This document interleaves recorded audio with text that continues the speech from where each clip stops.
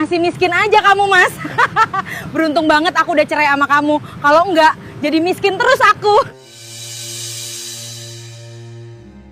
Assalamualaikum warahmatullahi wabarakatuh. Bayangkan, seorang pria sederhana yang bekerja sebagai tukang tambal ban di pinggir jalan. Ia menjalani kehidupan yang berat bersama istrinya. Namun, bukannya mendukung, istrinya justru selalu menghina dan menganggap suaminya yang hanya bekerja sebagai tukang tambal ban tersebut tak punya masa depan. Hingga istrinya meminta cerai dan dengan tegas meninggalkannya. Lalu memilih seorang pria lain yang menurutnya lebih mapan dan tampan. Namun istrinya tak tahu bahwa pria baru yang dipilihnya mempunyai hubungan dengan mantan suaminya yang hanya bekerja sebagai tukang tambal ban tersebut. Langit mendung menggantung di atas sebuah bengkel tambal ban di pinggir jalan kota. Asap kendaraan bercampur hujan gerimis membuat udara sore itu terasa berat. Di bawah atap seng yang sudah mulai berkarat, tampak seorang pria muda dengan kaos robek dan celana lusuh tengah membungkuk, mengangkat ban dari genangan air. Tangannya hitam terkena oli, bajunya basah, dan wajahnya dipenuhi lelah. Dialah Aryo. Usianya baru 24 tahun, namun garis hidup yang ia jalani jauh dari kata muda. Ia tinggal di rumah petak sempit, bangun subuh setiap hari, dan bekerja dari pagi hingga malam. Ia tak punya kendaraan, tak punya gelar, bahkan tak punya siapa-siapa selain seorang istri, yang sayangnya tak lagi menghormatinya. Namanya Diana. Gadis cantik berusia 22 tahun, yang dulu ia nikahi karena cinta, namun kini tak henti mencaci. Lihat dirimu Aryo, begitu Diana sering berkata dengan nada tajam. Sudah miskin, kotor, kerja cuma nambal ban, malu aku punya suami kayak kamu. Setiap hari, Diana pulang kerja dengan raut angkuh. Ia bekerja di sebuah kantor startup yang mulai tumbuh. Gajinya tak seberapa, tapi cukup untuk membuatnya merasa lebih tinggi dari suaminya sendiri. Aryo hanya diam. Ia tak pernah membalas dengan kata kasar. Ia tahu siapa dirinya. Ia sadar betul seperti apa penampilannya. Tapi di balik semua keheningan dan pakaian sobek itu, ada sesuatu yang sedang ia bangun. Perlahan, dalam diam. Beberapa bulan terakhir, Aryo menyisihkan uang receh dari hasil tambal ban. Bukan untuk beli motor, bukan pula untuk menyenangkan istrinya, tapi untuk membayar seorang pengacara dan mengurus dokumen perusahaan kecil yang diam-diam ia rintis. Aryo punya impian besar. Ia belajar bisnis dan teknologi dari warung kopi, dari warnet, dari e-book gratis, dan dari teman-teman lama yang percaya padanya. Namun Diana tak pernah tahu itu. Yang ia tahu, Aryo hanya lelaki kotor dengan wajah letih dan baju penuh sobekan. Dan Diana makin sering pulang larut malam. Makin sering tersenyum sendiri saat melihat ponselnya. Makin sering tak tidur di rumah. Suatu hari, Aryo menunggu di depan gang tempat tinggal mereka. Waktu sudah lewat tengah malam. Diana turun dari mobil hitam yang dikendarai pria muda bersetelan rapi. Mereka tertawa. Aryo berdiri, menyapa lembut. Tapi Diana hanya memandangnya dari atas ke bawah. Mas Aryo, aku lelah, ucapnya datar. Besok kita bicara ya. Esok harinya, Aryo mendapati rumahnya kosong. Hanya ada satu koper dan selembar kertas di meja kayu tua. Surat pengajuan cerai. Dan di bagian bawah kertas itu, tertulis nama yang mulai sering Aryo dengar. Dari bisik-bisik tetangga. Rizky. 2 bulan berlalu sejak surat cerai itu ditinggalkan. Hari-hari Aryo tetap sama.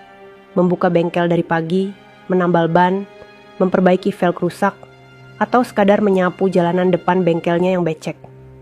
Namun satu hal berubah, senyumnya. Aryo tak lagi tersenyum. Wajahnya kerap diam, menahan rasa sakit yang tak pernah ia tunjukkan kepada siapapun.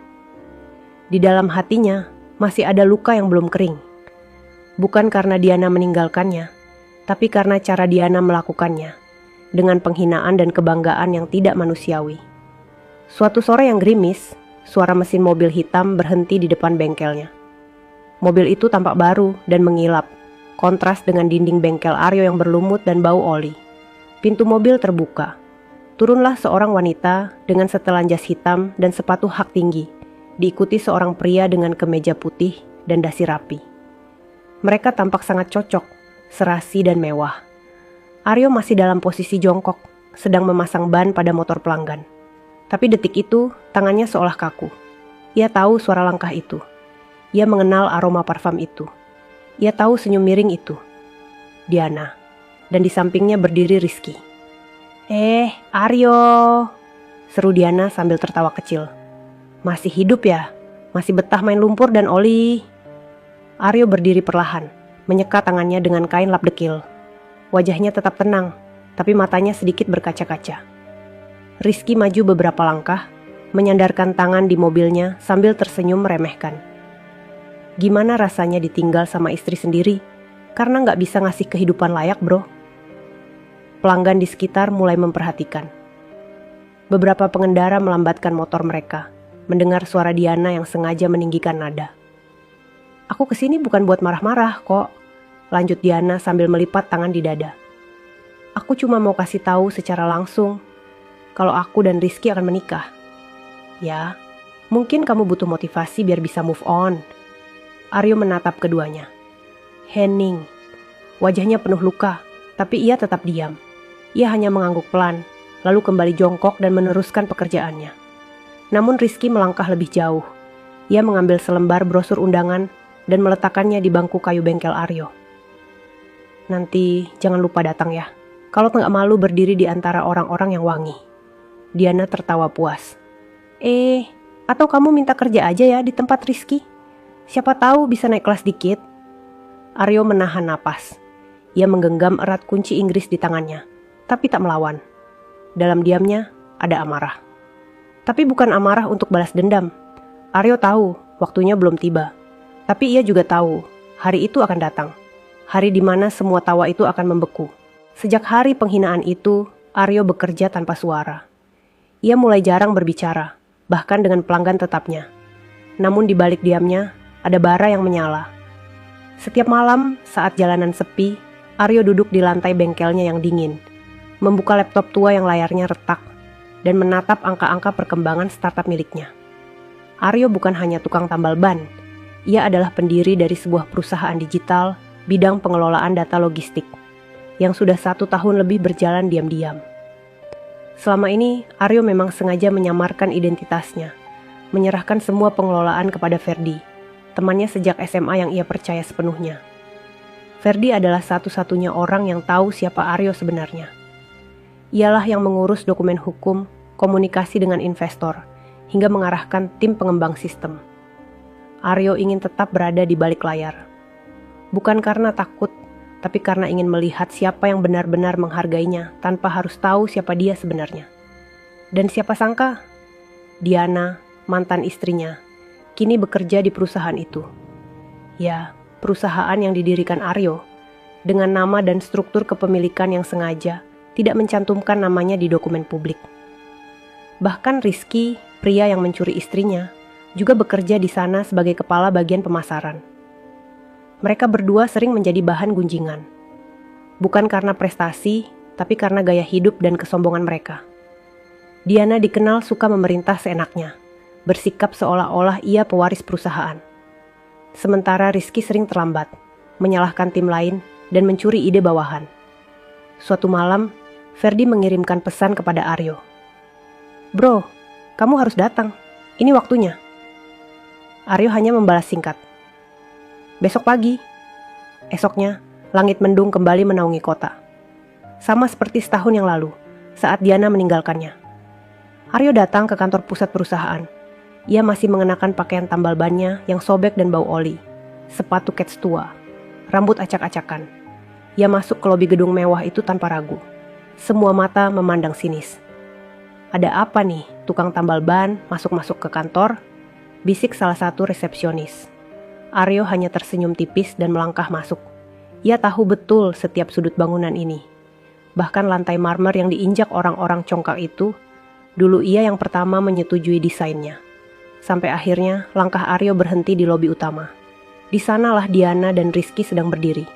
Diana yang kini tampil glamor dengan rok pensil dan blazer mahal, sedang tertawa bersama Rizky yang menggenggam secangkir kopi. Tatapan mereka bertemu. Dan sekali lagi, Diana tertawa. Tawa yang sama, tawa merendahkan. Loh, kamu ngapain kesini? Nyasar, tanya Diana dengan suara lantang. Rizky menambahkan, Apa kamu lagi cari kerja, Mas? Waduh, sayang banget ya. Kita nggak nerima tukang tambal ban. Pegawai lain tertawa kecil, mulai memperhatikan keributan itu.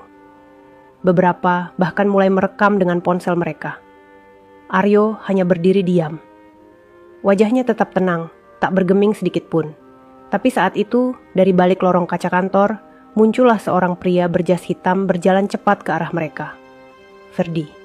Dan semua berubah dalam 10 detik berikutnya. Langkah Ferdi terdengar tegas menghantam lantai marmer. Napasnya sedikit terburu, namun wajahnya tetap tenang dan penuh wibawa. Semua karyawan yang mengenalnya langsung menegakkan tubuh, karena Ferdi bukan sembarang manajer. Ia dikenal disiplin, tajam, dan sangat dihormati oleh semua level di kantor itu. Saat tiba di tengah kerumunan, matanya langsung menatap Aryo. Bukan dengan jijik, bukan pula dengan heran, tapi dengan penuh hormat. Semua terdiam. "Selamat pagi, bos," ucap Ferdi mantap, suara yang menggema di ruangan yang semula penuh tawa itu. Diana tercekat, Rizky membeku. Apa maksudmu, Ferdi?" Suara Diana gemetar, untuk pertama kalinya sejak Aryo datang. Ferdi melangkah maju. Dengan tenang, ia berdiri di samping Aryo, lalu menghadap seluruh karyawan yang mulai berkumpul, penasaran dengan kejadian aneh yang tak biasa ini. "Perkenalkan," ucap Ferdi sambil menahan senyum tipis. Beliau ini adalah Aryo, pendiri dan pemilik utama perusahaan ini. Sejenak tak ada suara. Beberapa orang langsung saling menatap. Yang lain mulai menunduk. Diana seperti tersambar petir di siang bolong. Sementara Rizky menelan ludahnya sendiri, matanya tak percaya dengan kenyataan yang terungkap begitu cepat. Aryo masih berdiri dengan pakaian tambal ban robek dan tubuh bau oli. Tapi di mata semua orang kini, pakaian itu justru menjadi tamparan keras bagi mereka yang suka menilai orang hanya dari penampilan. Ferdi kembali bicara. Selama ini Pak Aryo memilih menyembunyikan identitasnya. Ia ingin melihat siapa saja orang yang bekerja dengan tulus, dan siapa saja yang bekerja dengan kesombongan. Aryo akhirnya angkat suara. Suaranya rendah, tapi penuh ketegasan. "Aku membangun perusahaan ini dari nol, dari warung kopi, dari koneksi lama, dari modal hasil tambal ban. Aku tidak pernah merasa rendah saat bekerja kotor. Tapi aku kecewa, karena ternyata di sini ada orang-orang yang menginjak harga diri orang lain hanya karena mereka merasa lebih bersih dan berpendidikan." Matanya menatap tajam ke arah Diana. Wanita itu sudah tak mampu menegakkan kepala. "Diana," ucap Aryo, datar namun penuh tekanan. "Kamu bukan meninggalkan aku karena aku miskin. Kamu meninggalkan aku karena kamu buta." Diana mencoba bicara, tapi suaranya tercekat. Aryo, maaf, aku tidak tahu." Rizky mencoba menyela. Kita cuma bercanda waktu itu, Mas. Nggak ada maksud." "Diam," potong Ferdi cepat. "Bos Aryo sudah tahu semua kelakuan kalian di kantor. Semua laporan sudah kami catat." Pegawai-pegawai lain mulai bergerak menjauh dari Diana dan Rizky, seolah tak ingin ikut terciprat oleh masalah yang baru saja meledak. Wajah mereka menyiratkan rasa hormat baru kepada Aryo. Bukan hanya karena ia bos besar, tapi karena sikapnya yang rendah hati dan sabar selama ini. Seketika suasana kantor berubah, dari tempat tawa menjadi tempat pelajaran. Dari tempat kesombongan menjadi tempat keheningan. Dan Diana perlahan meneteskan air mata. Lantai kantor yang dingin terasa lebih menusuk daripada sebelumnya bagi Diana. Tangan yang biasa ia gunakan untuk menunjuk dan memerintah, kini gemetar di samping tubuhnya. Bibirnya kering, matanya tak lepas dari sosok Aryo yang berdiri tegak, walau masih dengan pakaian tambal ban sobek yang penuh noda. "Mas." "Aryo," suara Diana lirih, setengah bergetar. Aku benar-benar tidak tahu. Selama ini, Aryo hanya menatapnya sebentar, lalu memalingkan wajah. Ferdi tetap berdiri di sampingnya, seperti perisai yang siap melindungi harga diri sahabatnya. Karyawan lainnya masih berkumpul. Beberapa di antaranya mulai menghindari tatapan Diana dan Rizky, yang dulunya mereka puja karena gaya hidup mewah dan kesan sukses semu. Diana melangkah maju. Tumit sepatunya yang mahal berbunyi di lantai marmer, namun kini tak lagi terdengar angkuh. Ia menghampiri Aryo, lalu menunduk. Maafkan aku." Tangisnya pecah. "Aku khilaf, Mas. Aku malu. Aku hancur. Aku salah menilai kamu." Aryo menatapnya dengan wajah datar. Tak ada senyum, tak ada amarah, hanya kelelahan yang dalam. Dulu, ucap Aryo pelan, aku minta kamu untuk bersabar. Aku ajak kamu bangun hidup dari bawah. Tapi kamu tertawakan aku, kamu permalukan aku. Diana menangis makin keras. Ia hendak menyentuh tangan Aryo, tapi Aryo melangkah mundur 1 langkah. Sekarang, setelah kamu tahu siapa aku, kamu menyesal? Tangisan Diana tak terbendung. Ia tersungkur di lantai, di hadapan mantan suami yang dulu ia hina setiap hari. Aryo menoleh pada Ferdi. Tolong siapkan pertemuan dengan Dewan Direksi. Hari ini. Ferdi mengangguk. Baik, Pak Aryo. Rizky yang sedari tadi diam, akhirnya bersuara, mencoba tersenyum lemah. Mas Aryo, aku juga minta maaf. Aku terbawa emosi waktu itu. Tapi kalau Mas mau, aku siap bantu mengembangkan perusahaan ini lebih jauh. Aryo memutar kepalanya perlahan. Kau menginjak harga diri orang lain, hanya untuk merasa tinggi. Hari ini kamu tidak dipecat. Tapi mulai besok, kamu bukan lagi kepala pemasaran. Aku tidak butuh orang yang merasa pintar, tapi mempermainkan sesama.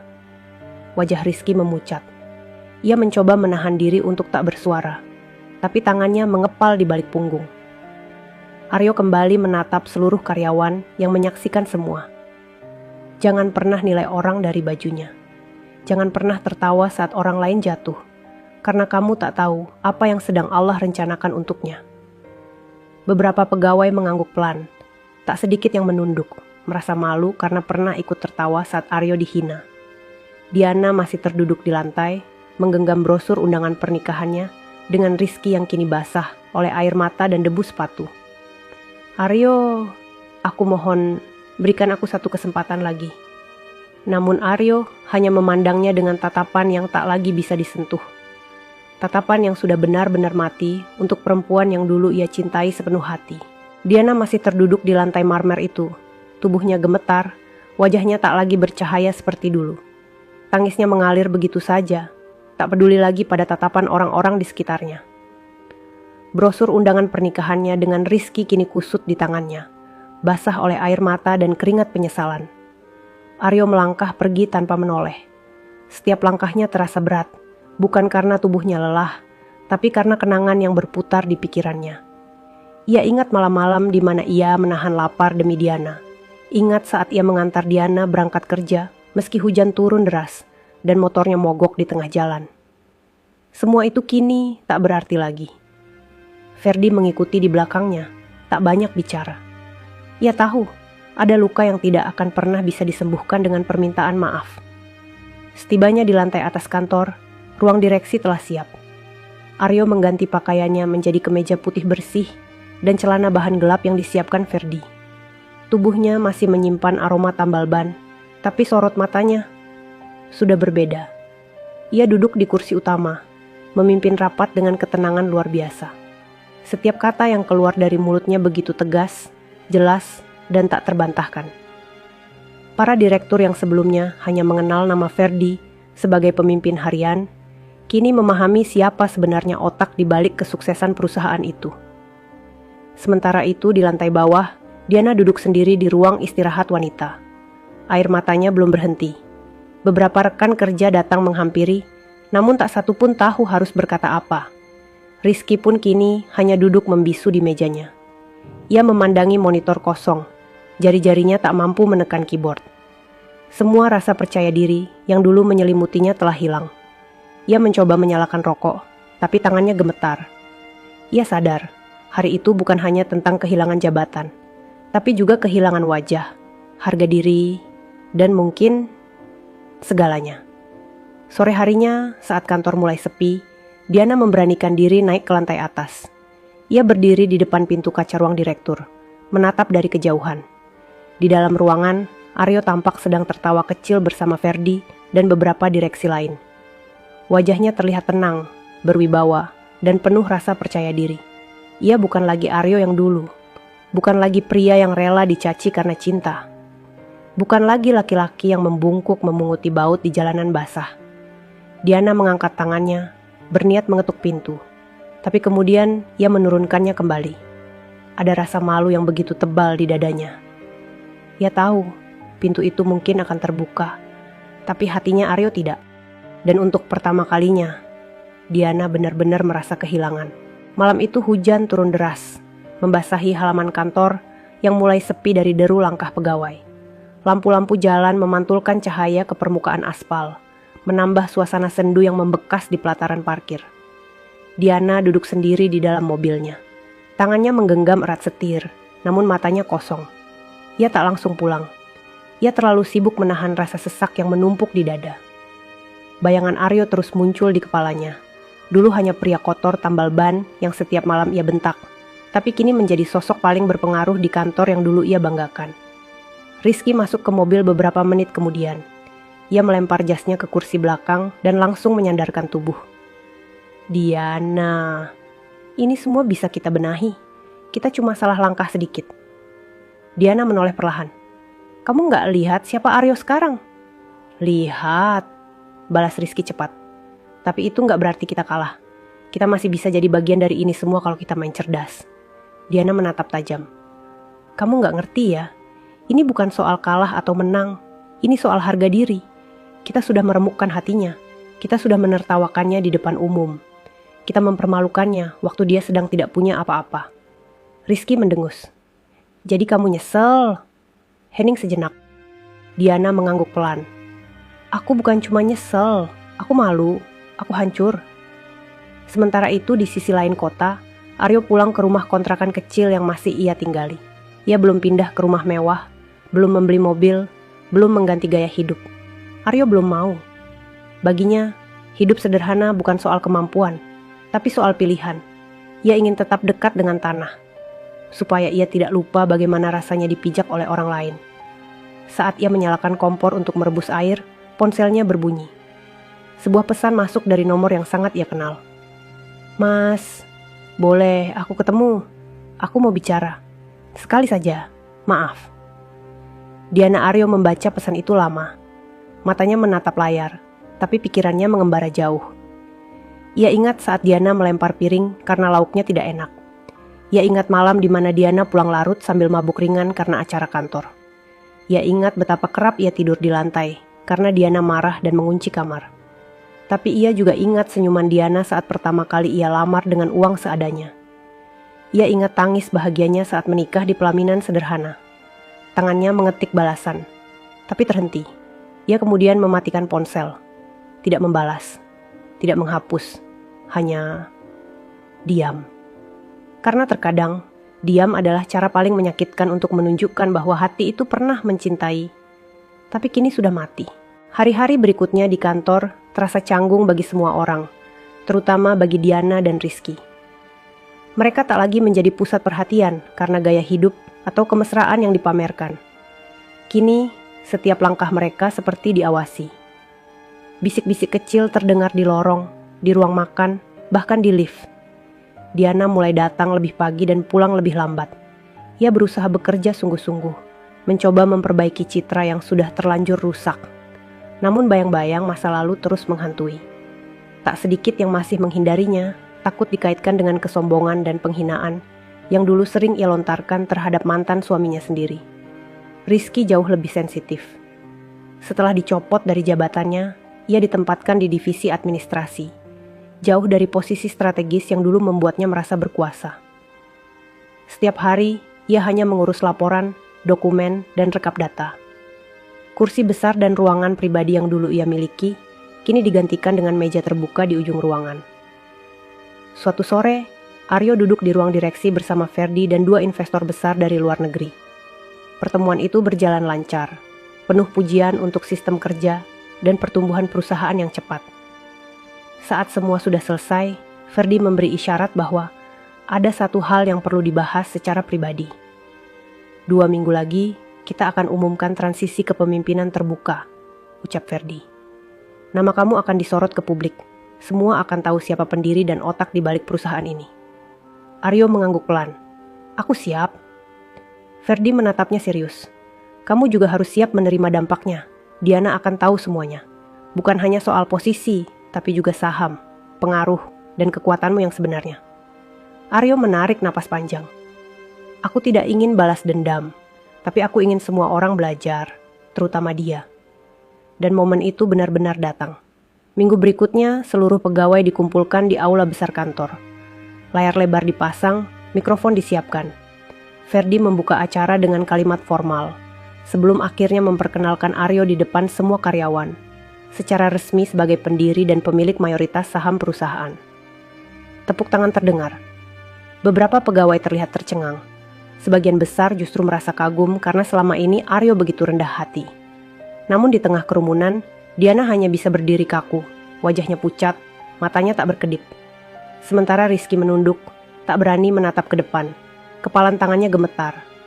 Ia tahu, ini bukan sekadar pengumuman. Ini seperti palu godam yang menghantam keras harga dirinya. Aryo melangkah ke podium. Pakaian kali ini berbeda. Kemeja putih bersih, celana hitam rapi, dan sepatu kulit yang mengilap. Namun tatapan matanya masih seperti dulu. Tenang, tidak sombong. Perusahaan ini bukan hasil keberuntungan, ucap Aryo. Ini hasil dari luka, hinaan, dan kerja keras dalam sunyi. Saya tidak berdiri di sini karena ingin dipuja. Saya berdiri di sini karena ingin mengubah cara kita memandang orang lain. Beberapa orang tampak menunduk, termasuk Diana. Aryo melanjutkan, hari ini saya berdiri bukan untuk menunjuk siapa yang salah, tapi untuk menunjukkan bahwa yang direndahkan belum tentu kalah. Seketika aula sunyi, tak ada satupun yang berani bertepuk tangan. Karena semua sadar, kata-kata itu bukan sekadar kalimat, tapi tamparan yang pelan, tajam, dan menyakitkan bagi mereka yang pernah menertawakan Aryo.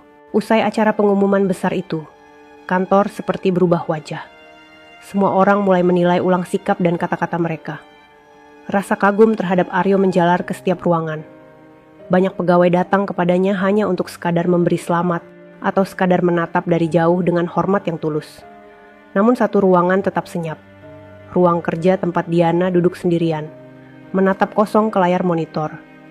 Air matanya belum berhenti mengalir sejak Aryo turun dari podium.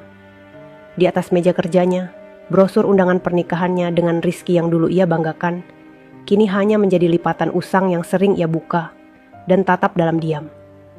Sebuah simbol dari keputusan yang dulu ia kira benar, tapi ternyata menjadi awal dari kehancuran dirinya sendiri. Beberapa jam kemudian, Diana memberanikan diri mengirimkan satu pesan singkat. Mas Aryo, bisakah kita bicara? Sekali saja, aku mohon. Tak ada balasan. Tidak dalam 1 jam, tidak dalam 5 jam. Hingga akhirnya menjelang malam, ponselnya bergetar. Satu pesan muncul. Besok pagi, taman belakang kantor, jam 7. Pagi itu, Diana sudah menunggu sejak pukul 6. Ia memakai pakaian yang sederhana, tanpa make up tebal seperti biasanya.